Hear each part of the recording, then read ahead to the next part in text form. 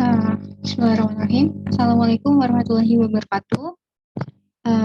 Yang terhormat kepada dosen pengampu mata kuliah mikrobiologi lanjut, yaitu Ibu Anggita Rahmi Hapsari, MSI. Kami di sini dari kelompok 1 akan mempresentasikan mengenai proposal penelitian yang judulnya pemanfaatan khamir Saccharomyces cerevisiae menjadi olahan makanan tradisional tapai ketan hitam atau Oryza sativa glutinosa. Boleh di next.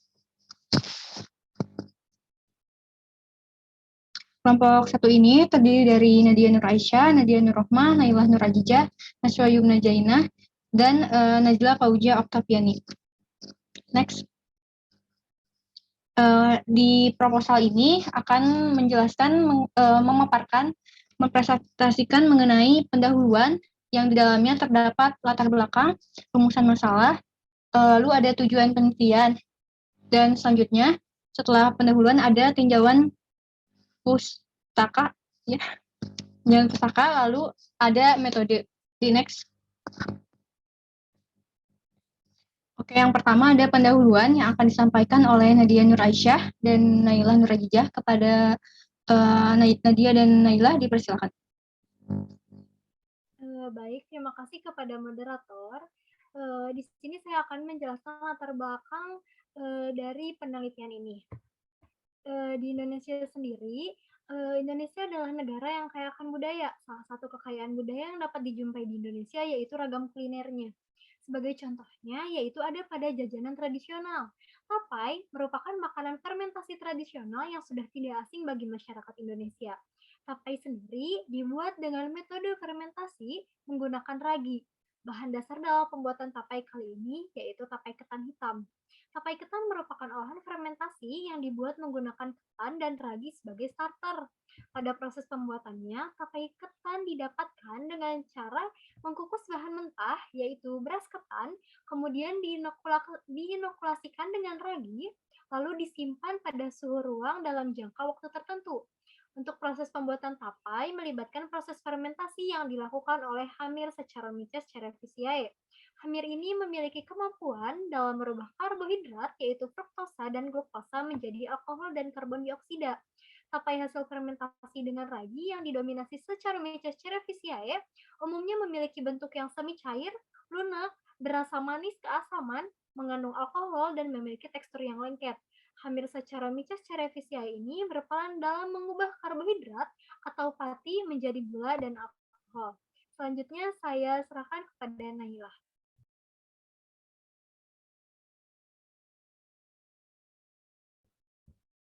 Selanjutnya ada mengenai rumusan masalah dari yang dilakukan.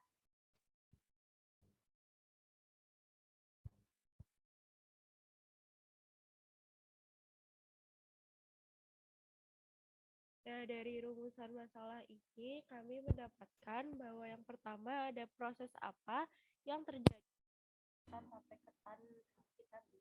Kemudian bagaimana cara Saccharomyces cerevisiae bekerja dalam pembuatan tape ketan.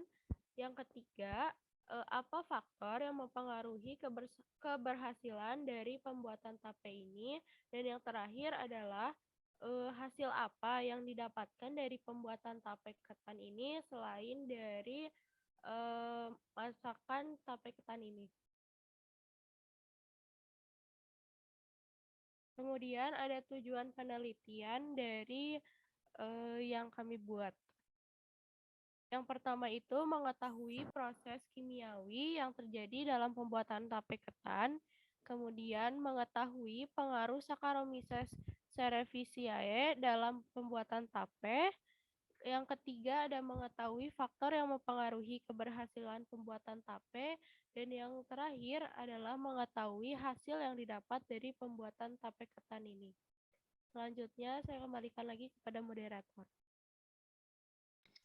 Baik, terima kasih kepada Nailah yang telah memaparkan, Nailah dan Nadia Nur Aisyah yang telah memaparkan mengenai pendahuluan. Untuk selanjutnya ada tinjauan pustaka yang akan disampaikan oleh saya dan Najila. Boleh di next.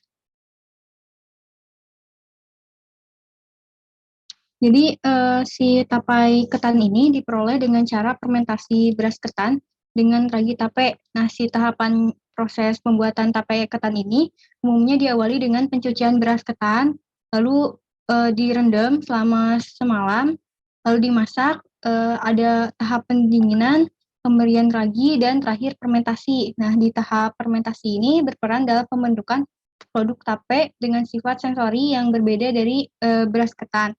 Nah, ragi tape ini mengandung mikroba campuran yang terdiri dari bakteri, hamir, lalu ada kapang atau jamur. Boleh next. Nah, si bakteri Saccharomyces ini merupakan jenis ragi yang mengubah glukosa menjadi etanol dan CO2. Mikroorganisme uniseluler tanpa klorofil. Lalu si pertumbuhan Saccharomyces ini dipengaruhi oleh unsur hara yaitu C yaitu karbon, N lalu amonium dan pepton. Lalu ada mineral dan vitamin.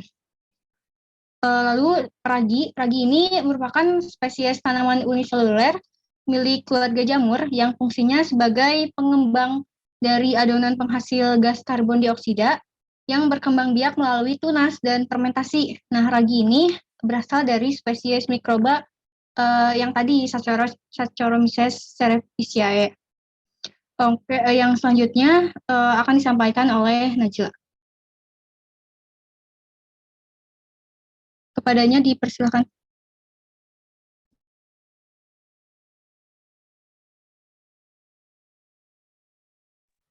Ya, baik, terima kasih kepada moderator. Di sini saya akan menjelaskan mengenai Saccharomyces cerevisiae. Yang mana Saccharomyces cerevisiae ini merupakan golongan Ascomycotes karena dapat membentuk askospora dalam ascos. Spesies ini dapat bereproduksi secara seksual dengan membentuk spora seksual berupa congium atau juga bereproduksi secara aseksual dengan membentuk spora seksual berupa askospora sebanyak 4-8 bulan. Nah, petunasan pada spesies ini dapat berupa petunasan multilateral, yaitu tunas yang dapat tumbuh di sekitar ujung sel. Kemudian, sel Saccharomyces cerevisiae ini dapat tumbuh pada medium yang mengandung air gula dengan konsentrasi yang tinggi. Saccharomyces cerevisiae ini merupakan golongan hamir yang mampu memanfaatkan senyawa gula yang dihasilkan oleh mikroorganisme silotik untuk pertumbuhannya. Spesies ini dapat fermentasi berbagai karbohidrat dan menghasilkan enzim interfase yang bisa memecah sukrosa menjadi glukosa dan fruktosa, serta dapat mengubah glukosa menjadi alkohol dan karbon dioksida, sehingga banyak digunakan dalam industri seperti pembuatan bir, roti, maupun anggur. Selanjutnya.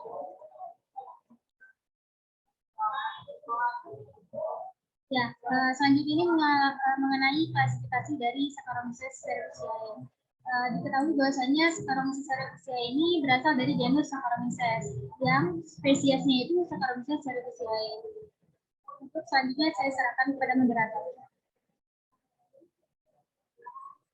Oke, baik, terima kasih kepada Najla. Selanjutnya itu ada klasifikasi Saccharomyces cerevisiae, yaitu yang pertama itu pilumnya itu dari Ascomycota subpilum, Ascomycota, lalu subpilumnya Saccharomycota, lalu kelasnya Saccharomycetes, lalu ada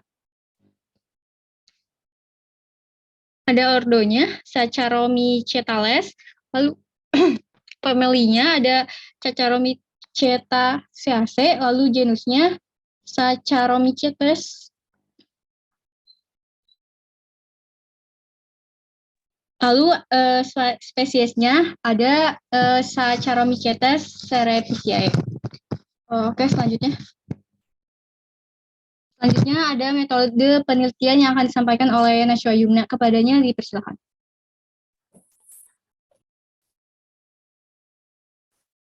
Baik, terima kasih kepada moderator. Boleh next slide. Selanjutnya ada metode dari penelitian ini, yaitu A. Lokasi dan waktunya. Lokasi pembuatan proyek tapai ketan hitam ini berencana di rumah salah satu anggota kami, saya sendiri, yaitu Nashwa, di daerah Kecamatan Ujung Berung, Kota Bandung. Dengan estimasi waktu pengerjaan meliputi persiapan, pelaksanaan, dan pelaporan hasil penelitian secara langsung berkisar sekitar hampir 2 bulan dari 7 Oktober hingga 28 November tahun 2022. Dengan detail, tanggal 7 hingga 8 Oktober itu perencanaan ide, judul, dan objek yang akan diteliti.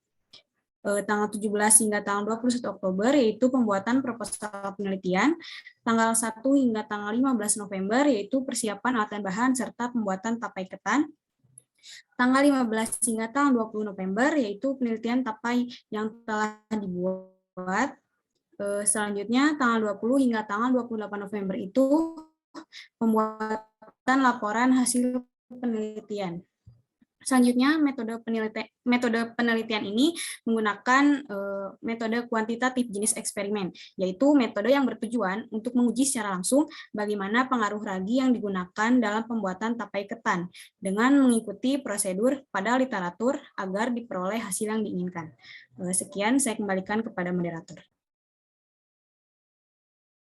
Baik, terima kasih kepada Nashwa Yumna. Dan terima kasih juga kepada teman-teman yang telah mempresentasikan mengenai proposal penelitiannya. Mungkin cukup dari kelompok kami. Mudah-mudahan apa yang kami sampaikan dapat bermanfaat. Lalu mohon maaf apabila ada kesalahan. Saya tutup dengan doa Rabbana atina fid dunya hasanah wa fil akhirati hasanah wa qina adzabannar. Assalamualaikum warahmatullahi wabarakatuh.